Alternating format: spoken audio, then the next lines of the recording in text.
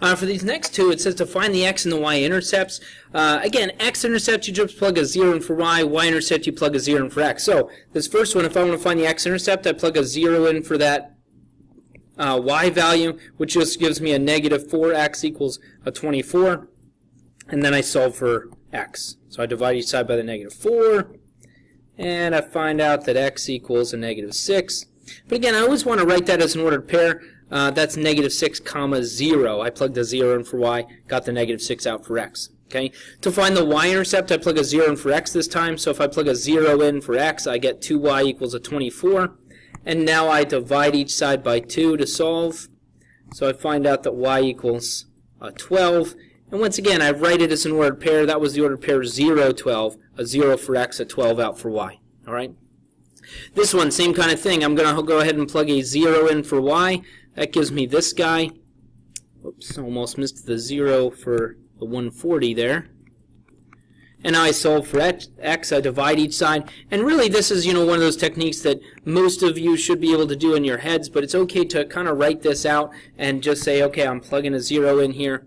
And now this is a little bit of work for my calculator. 0.94 divided by a negative 2.9. And, looks like I dropped got my decimal point in the wrong spot here. Sorry, let me clean this up. And I dropped my negative symbol over here. Okay, so that looks like it gives me a negative 48.6. And again, as an ordered pair, that's negative 48.6 comma 0. And now I have to plug a 0 in for x, which gives me the 5.4y equals the 140.94. And now I divide each side.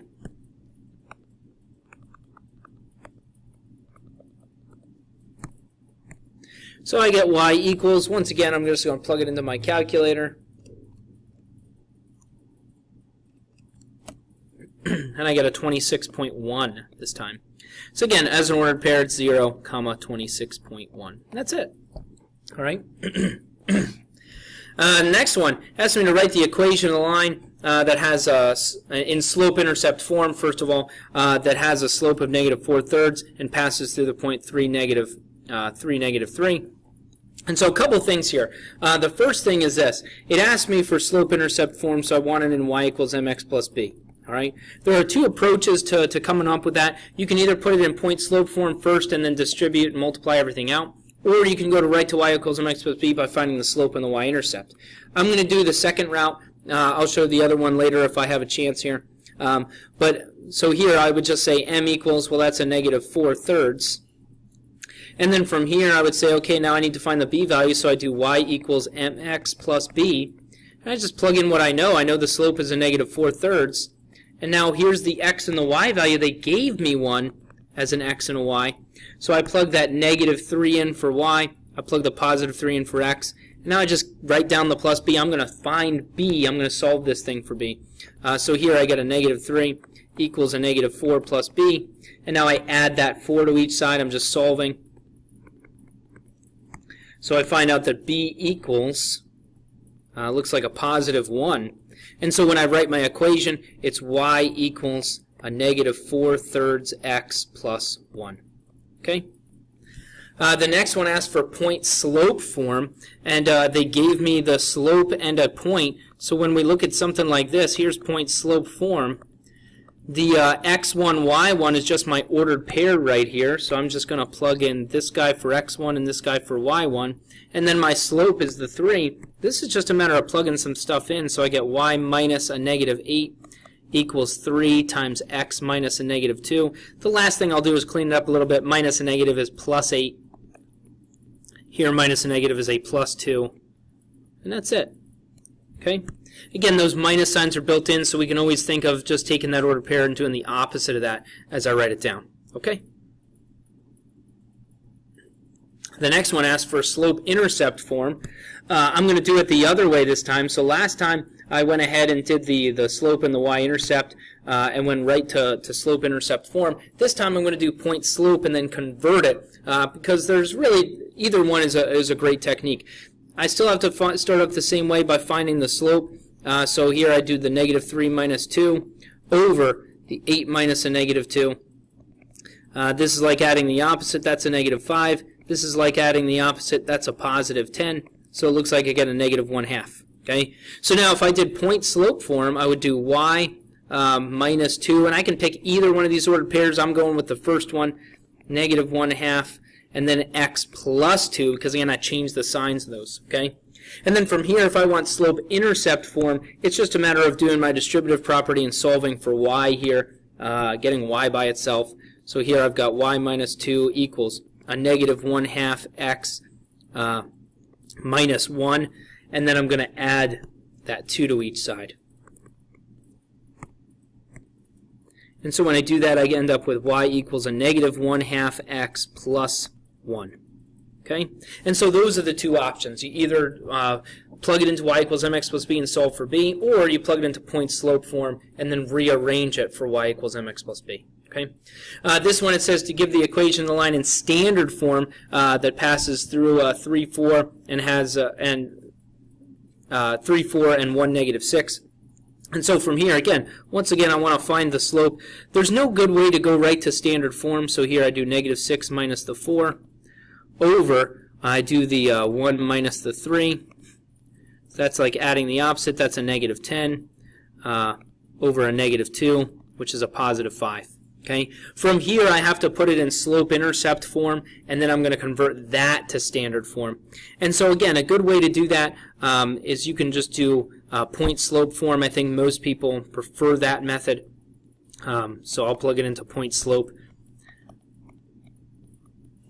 And so when I plug it into point slope, I get this, and now I just rearrange it. So I distribute, and now I'm going to add that 4 to each side.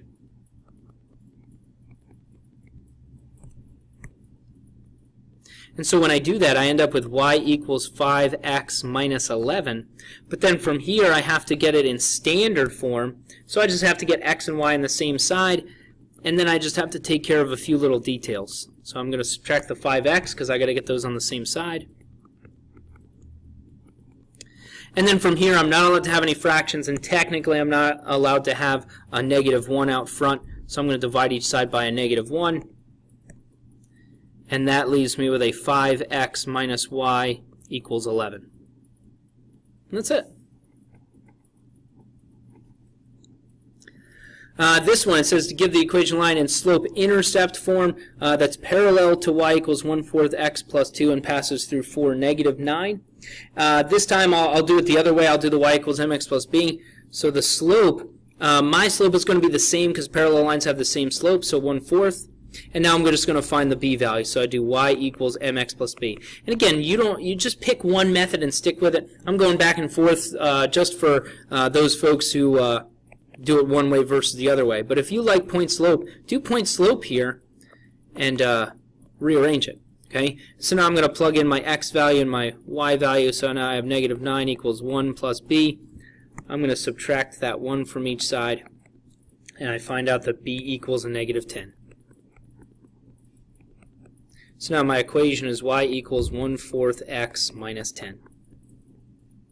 Okay. Last one, slope-intercept form here. That's perpendicular this time. So I'm going to say perpendicular. That's the opposite reciprocal of this thing. So that's a positive 1/5 instead of a negative 5. And then once again, I'm just going to do the y equals mx plus b. I plug in the 1/5 here. I plug in the ordered pair that they gave me, which this time was a 2, 0. And now I'm going to subtract that 2/5 from each side. So I find out that b equals a negative 2/5. So now my equation is y equals 1/5 x minus 2/5. And that's it. Okay? If I look at this one, it just asks me to graph each of these.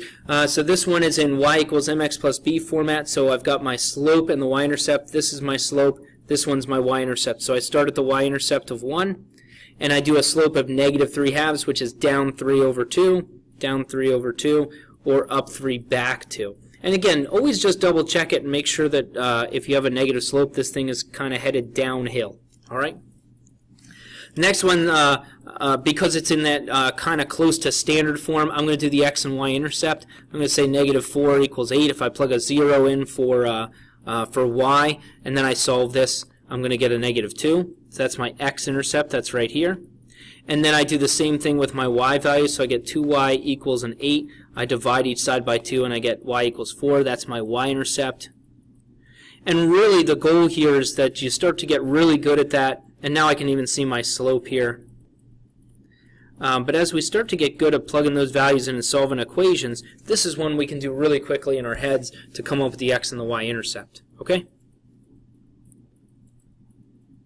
The next one, this is in point-slope form, so I can see now that the slope is a negative 1/2. The point that's given, again, you always take the opposite, so right here, there's the x value, but it's the opposite of that. Here's the y value, but it's the opposite of that. And so I have the ordered pair negative 1, 1, which is right here, and then I use the slope of negative 1/2, which is down 1 over 2, down 1 over 2, down 1 over 2, or up 1 back 2. Okay.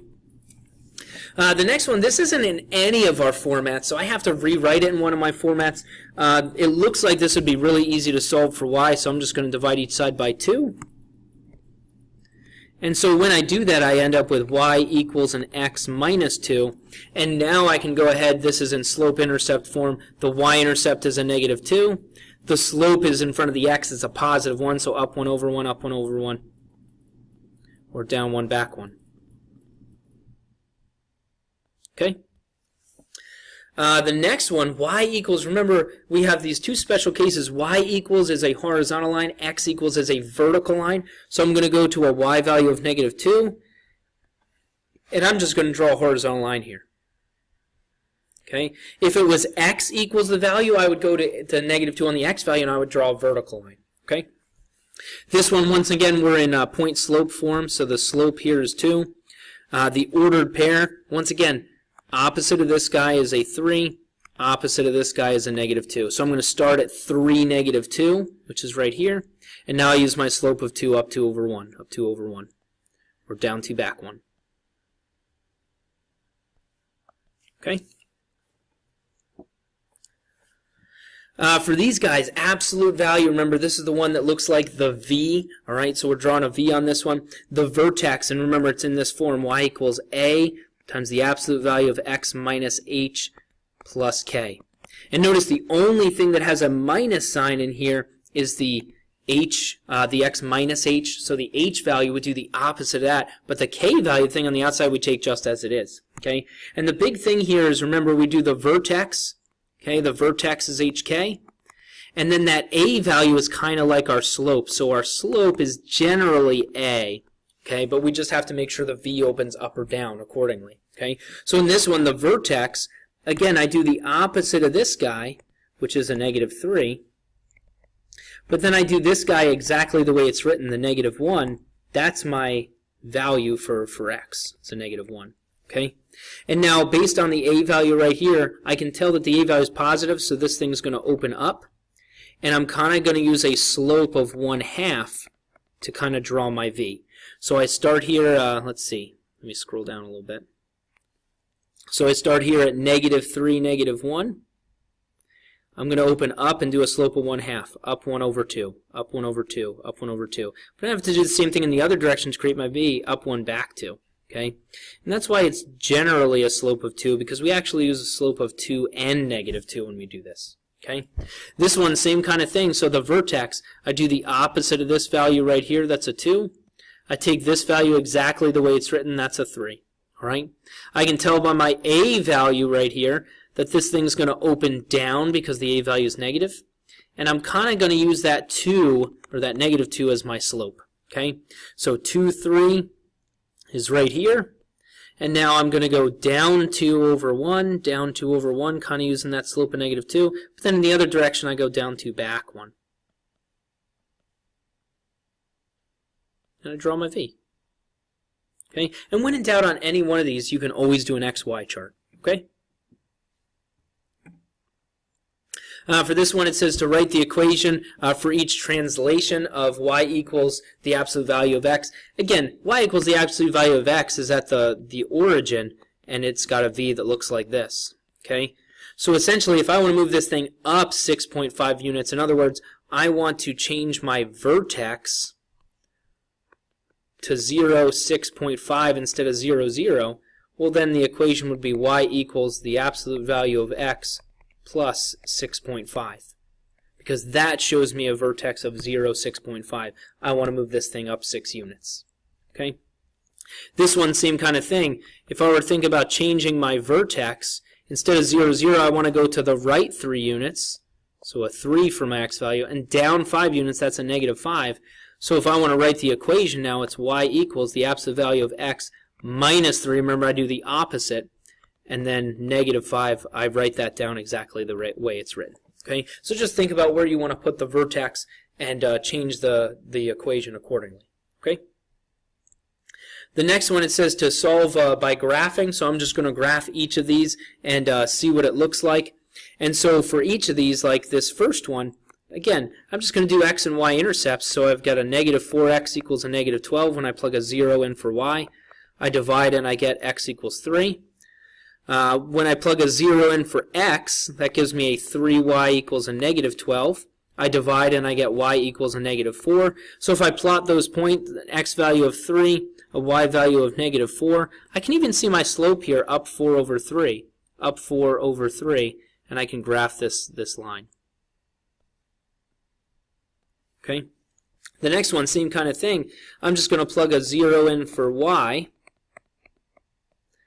And that gives me a positive 9 for this thing. And then I'm going to plug a 0 in for x. That gives me, when I divide, a negative 6. And so if I plot these, let's see, I've got a negative 6, 1, 2, 3, 4, 5, 6. That's right here. I've got a positive 9. So I'm going to have to actually extend this graph a little bit. 1, 2, 3, 4, 5, 6, 7, 8, 9 is right here. And I'm probably going to have to extend it in this other direction as well. Let's see, down 1, 2, 3, 4, back 1, 2, 3, it's right here. And so when we look at this thing, I can kind of see the slope here of this point right here because I go up 6 and over 9. Up 6 over 9. Again, if I write that down, up 6 over 9, that reduces to a 2/3, which means I would go up 2 over 3 in terms of my slope. So kind of figuring out that slope, or down to back 3, puts me on this point right here. And so again, yeah, I had to extend the graph a little bit, or I could rescale the graph, but it looks like I've got the ordered pair 1 to negative 3, and down 1, 2, 3, 4, 5, 6, 7, negative 8. So that's my answer, is that ordered pair where they intersect. And this one probably would have been nicer to solve by another method instead of graphing. Okay? And you can always solve by an algebraic method to check this thing. Okay?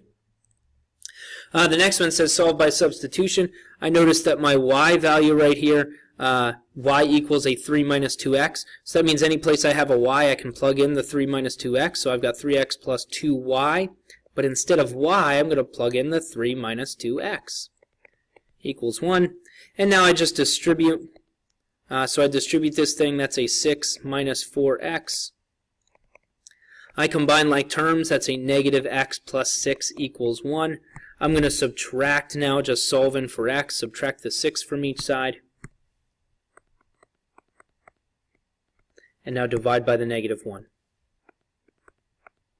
So when I do this, I find out that x equals a positive 5. But I'm not done yet. I always have to plug this back in and find my other variable. So up top here, again, I'm going to plug it into this first equation. I always plug it into the one that looks easiest to solve for y, since I'm trying to find y now. 3 minus 2 times 5. So it looks like I've got y equals 3 minus 10, which is a negative 7. And then I write it as an ordered pair. It's 5 comma negative 7. And that's it. Okay. The next one, again, solve my substitution. I'm going to take that first equation off to the side here. And it looks like that first equation is really easy to solve for y. So I'm going to get y by itself over here. So I'm going to subtract the 3x from each side.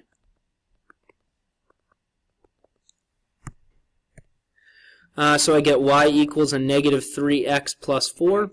That means that any place I have a y, I can plug in a negative 3x plus 4. So in this second equation, instead of 4x minus 3y, I'm going to plug in the negative 3x plus 4. And now I distribute. That gives me a 9x minus 12. I combine like terms. That's a 13x minus 12 equals 1. And now I'm going to solve this thing. I add the 12 to each side. So I get 13x equals 13. I divide. And I find out that x equals a 1. But I'm not done yet. I have to plug this back in. And I'm going to plug it in right here. I've got this nice equation already solved for y. Negative 3 plus 4 is a positive 1, so I actually get the order pair 1, 1. Okay? But again, we get one of the variables by itself, and then use that to substitute into the next equation. All right? The next one, solved by elimination. If I look at this guy, I already have additive inverses in front of the y. Remember, we got to get additive inverses through multiplication. It's getting the least common multiple. What can each of these multiply to become? So I make sure everything's lined up, and then I get additive inverses, and then I add them up. When I look at this guy, the y already has additive inverses in front of it, so I just have to add these together the way they are.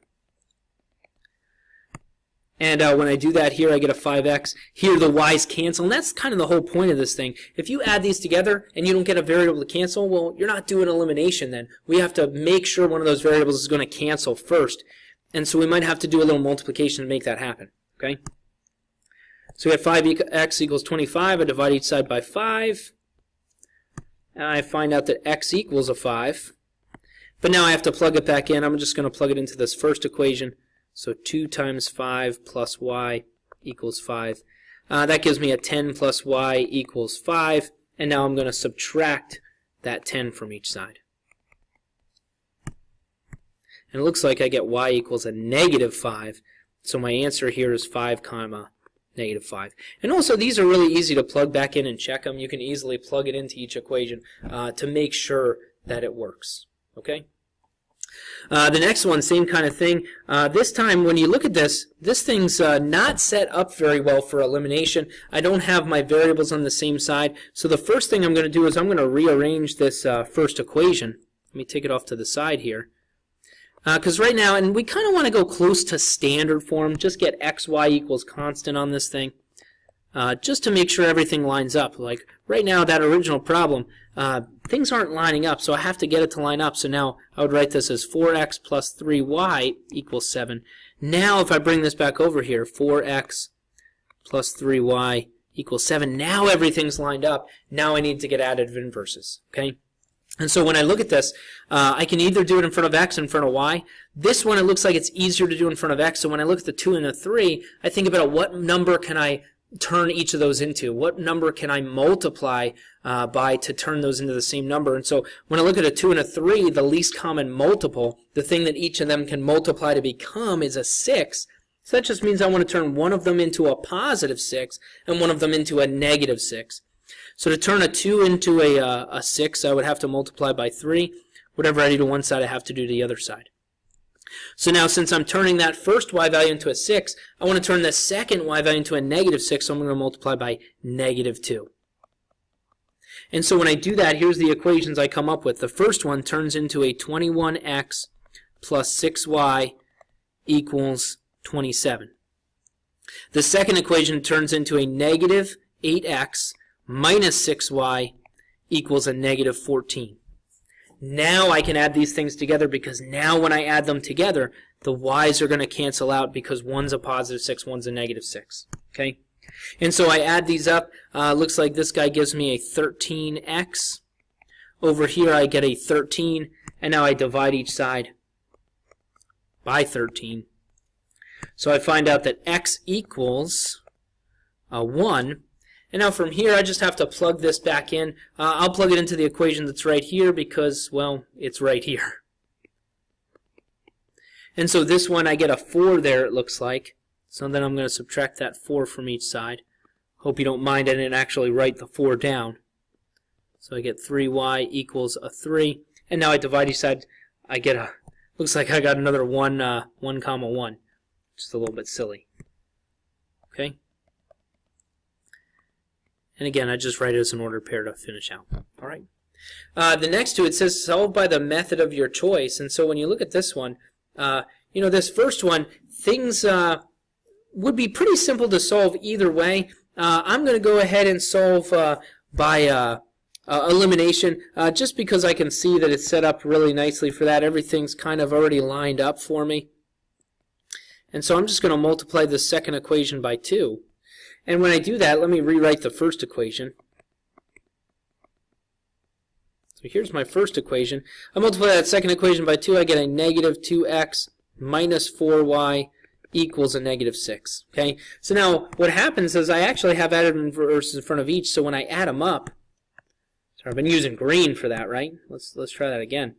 So when I add them up, the 2x plus the negative 2x is 0, the 4y plus the negative 4y is 0. So over here I actually get a 0, but I got to keep going. Equals 6 minus 6 is also a 0. When you get a true statement like this, it means we have infinite solutions. If you get a false statement, that means it's no solution. Okay, so make sure you take it through to the end and actually write those values down. If you get a true statement, infinite solutions. False statement, no solution. Okay, this one looks like it's set up nicely for elimination, but it's actually not. Because when you look at this, this is my y values and these are my x values. So it's trying to trick you and trying to get you to add these together without thinking. Things aren't lined up. I'm actually going to use substitution for this one.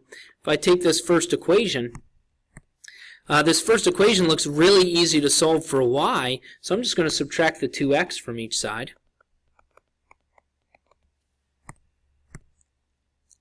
So now I get y equals a negative 2x plus 6.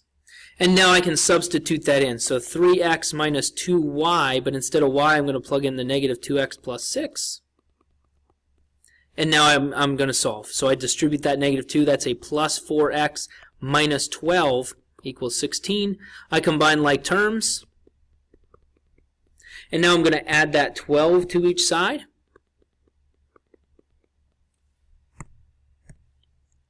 So I end up with a 7x equals 28. I divide each side by the 7.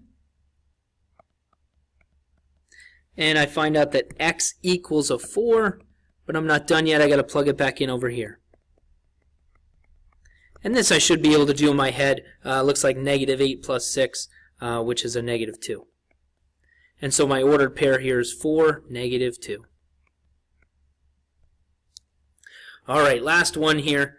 One student bought 3 pens and 4 pencils for $5. Another student bought 7 pens and 12 pencils for $13. How much would I have to pay for 5 pencils and 4 pens? And so for this one, I'm going to say that X is the number of pens, and the price of the pens, and Y is the price of the pencils.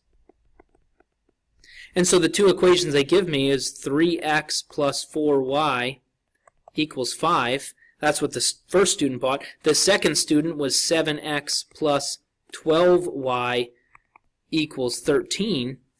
And now from here I want to solve this thing. I'm going to solve it using elimination. Seems to be the best method here. And so this first one, I'm just going to multiply this first equation by negative 3 to get a negative 12 in front of the y value. And that'll pair nicely with that positive 12 in the second equation. So now what I end up with is a negative 9x minus 12y equals a negative 15. And now when I add these together, that gives me a negative 2x. The y's cancel out, which is what I wanted, equals a negative 2. And now I divide each side by the negative 2. So I find out that x equals 1. So the price of the pens is $1. But now I have to plug this back in. I'm going to plug it into this guy. 3 times 1 plus 4y equals 5.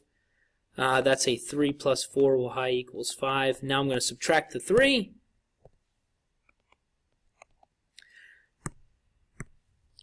So I get 4y equals 2. I divide each side by the 4. And I find out that y equals 1/2, or 0.5 really, makes the most sense here. Okay, and so if I have a 1/2 here, that means that the pencils actually cost me 50 cents each. Okay, and so when I'm thinking about this, if the pens are $1, so the pens were $1 each. Oh, sorry, I'm getting a little caught up here. My pen's being a little squirrely on me. So the pens are $1 each for the price. The pencils are 50 cents each for the price. But now the question asks me how much would 5 pencils and 4 pens cost me. So I have to do, let's see, 5 pencils would be 50 cents each. So I have to multiply that by 50 cents to figure out how much I pay for the pencils. Plus 4 pens for $1 each. And I just have to simplify. So that gives me $2.50 for the pencils plus $4 for the pens. So it looks like a total of $6.50 for the whole thing. Okay, now I've answered the question that it was asking me. Okay.